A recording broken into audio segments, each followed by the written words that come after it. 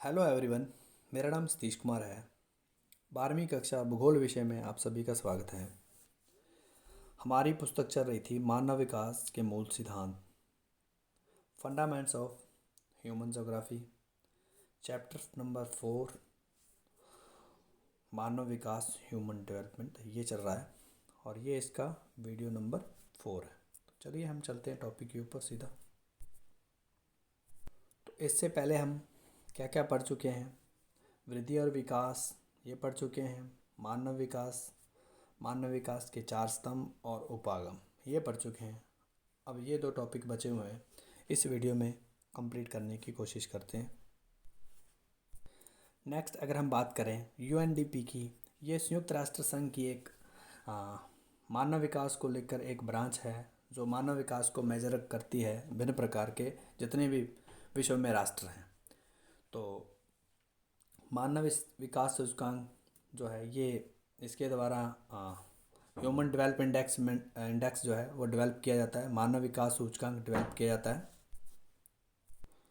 मानव विकास सूचकांक में पूरे विश्व भर में स्वास्थ्य, शिक्षा और संसाधनों तक पहुंच, इन तीनों पॉइंट को ध्यान में रखते हुए health, education, access to resource, तो ये तीनों को ध्यान में रखते हुए पूरे विश्व भर में जितने भी देश हैं उनको 0 से लेकर 1 के बीच में स्कोर दिया जाता है और उन्हीं स्कोर के ऊपर निर्धारित किया जाता है मानव विकास सूचकांक।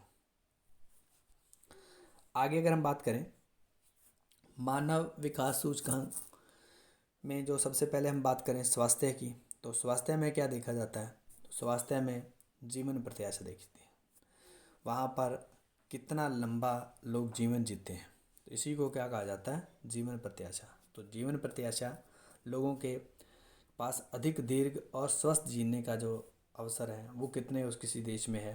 तो दूसरा है साक्षरता। साक्षरता दर किसी भी क्षेत्र में जो पढ़े लिखे व्यक्ति हैं, जो कोई देश के जो ज्ञान है उन तक लोगों की कितनी पहुंच है, इनको देखा जाता है। तो शिक्षा या साक्षरता, एजुकेशन, इसको ध्यान में रखा जाता है।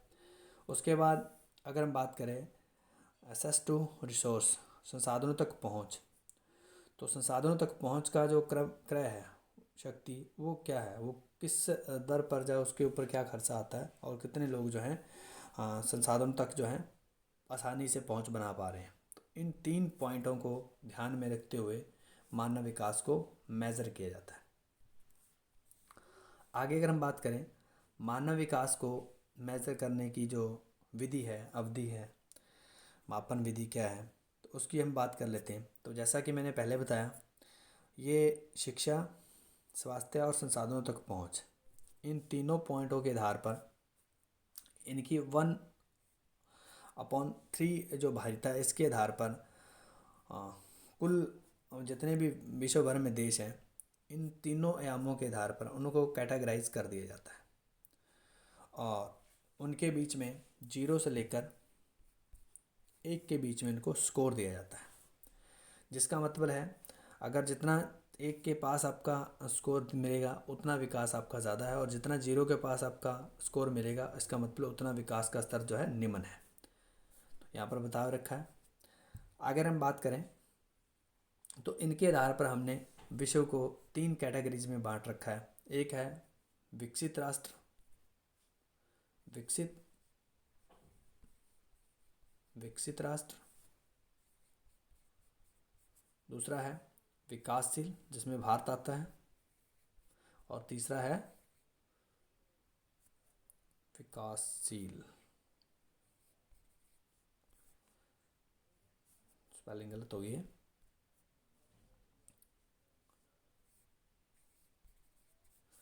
और उसके बाद आगे है अल्प विकसित। 3 भागों में हमने बांट रखे पूरे विश्व को, जो हम आगे पढ़ेंगे। आगे है मानव गरीबी सूचकांक। इसी तरह के कुछ और सूचकांक है। एक मानव गरीबी सूचकांक जो मानव विकास को मापने का एक मेज़रमेंट है। कुछ संस्थाएं इसको भी इस्तेमाल करती हैं। इसमें बेसिकली गरीबी के मापन को लेकर विश्व भर में इंडेक्स तैयार किया जाता है। तो इसमें क्या देखा जाता है, इसमें विकास की जो कमी है उनको मापा जाता है और एक आय के स्तर को ध्यान में रखते हुए ये सब बातें मापी जाती हैं। इसमें क्या क्या देखा जाता है, इसमें देखा जाता है जीवित रह पाने की जो संभाव्यता है, मतलब किसी देश में कितने लोग कितना टाइम जीवित रह पाते हैं, और जो बूढ़े हैं उनके प्रौढ़ हैं उनकी निरक्षरता दर क्या है, स्वच्छ पानी तक पहुंच कितने मात्रा में लोग रख पा रहे हैं, लोगों बच्चे जो हैं जो नए पैदा हो रहे हैं उनमें अल्प भार जो है उनके भार में वज़न में कमी क्या है, वो सारा कुपोषण की वजह से होगा। कुपोषण की वजह से बच्चों में अल्प भार देखने को मिलेगा। तो इन बातों को ध्यान में रखकर निकाला जाता है ह्यूमन पॉवर्टी इंडेक्स। आगे अगर हम बात करें, एक और इंडेक्स है जो भूटान राष्ट्र के द्वारा यूज़ किया जाता है, सकल राष्ट्रीय प्रसन्नता, ग्रॉस नेशनल हैप्पीनेस। तो GNH बोलते हैं इसको, सकल राष्ट्रीय प्रसन्नता। ये एक प्रकार का अकेला ही देश है भूटान जो इसको यूज़ करता है, और ये किसी भी देश में जो रहने वाले लोग हैं वो कितने खुश हैं और वो कैसे पता चलेगा, वो उस देश के आध्यात्मिक विकास से, भौतिक विकास से और गुणात्मक पक्षों के जीवन के गुणात्मक पक्ष हैं उनको ध्यान में रखते हुए ये मापा जाता है।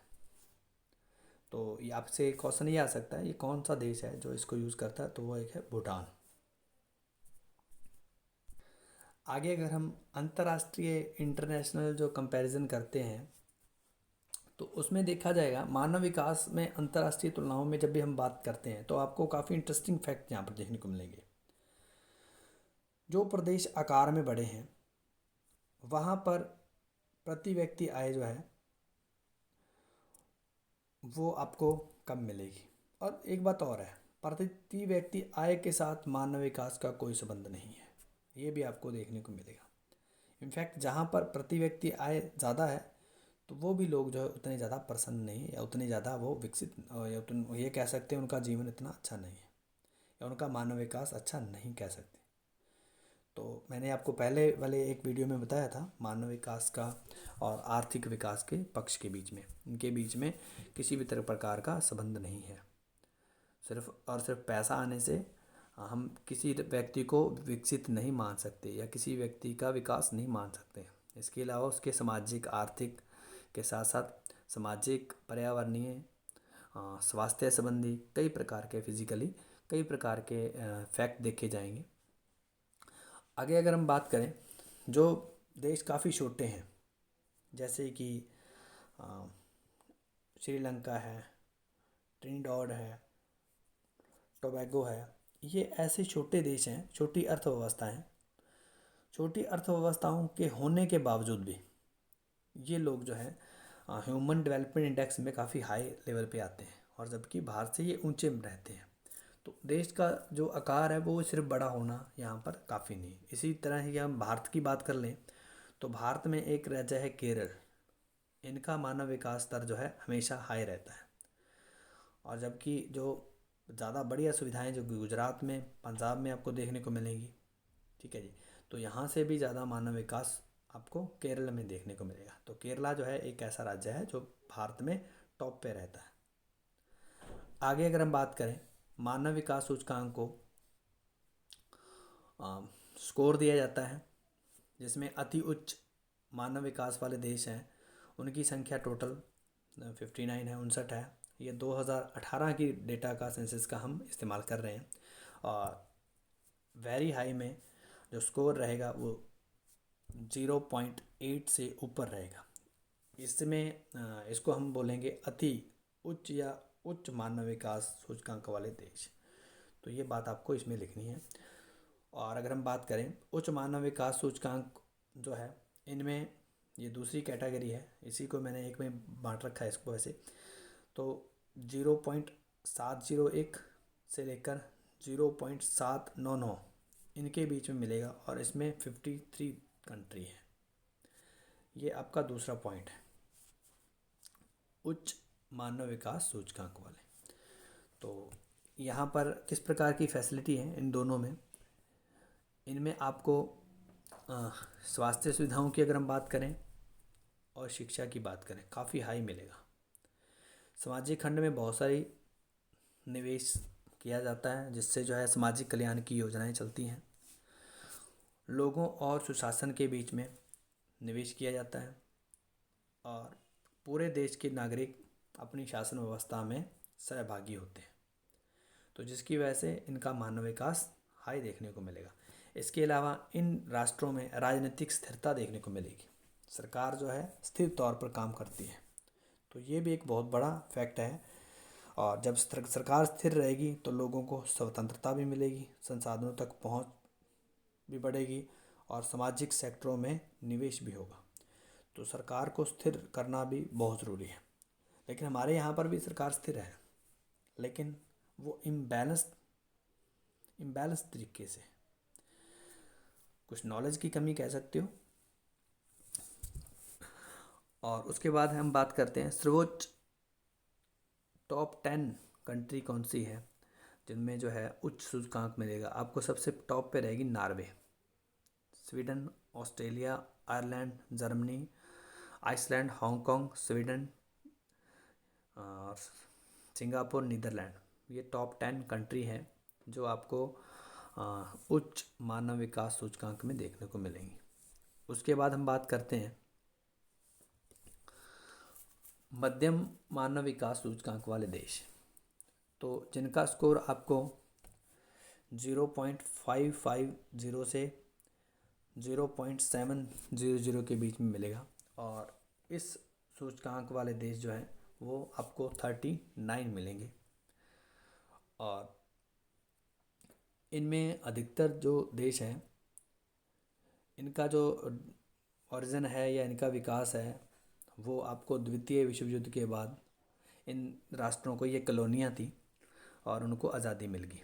तो ये द्वितीय विश्व युद्ध जो है ये एक महत्वपूर्ण घटना रही है।